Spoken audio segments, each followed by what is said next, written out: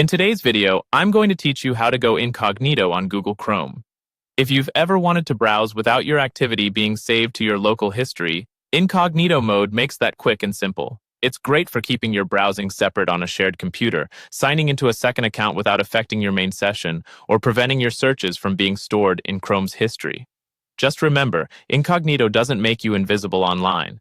Websites you visit, your school or employer's network, and your internet provider may still be able to see your activity, and anything you download or add to bookmarks will still be saved on your device. Let's get started. First, open Google Chrome on your laptop or PC. Make sure you're in the Chrome browser, not another one that might look similar.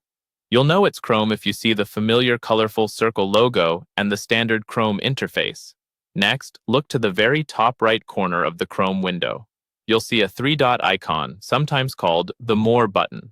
Click that icon to open a drop-down menu. This menu is where Chrome keeps many of its tools and options, including the one we need for private browsing. From that drop-down, choose New Incognito window.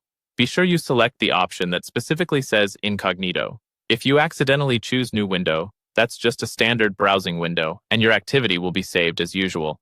Clicking New Incognito window tells Chrome to open a separate, private session. A new window will pop up with a darker theme. That's your incognito mode. You'll typically see a small icon and a short explanation right on the page.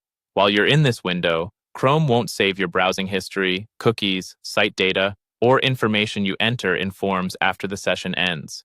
Temporary cookies used during your visit are cleared when you close the incognito session, and most extensions are paused by default unless you've specifically allowed them to run in private mode.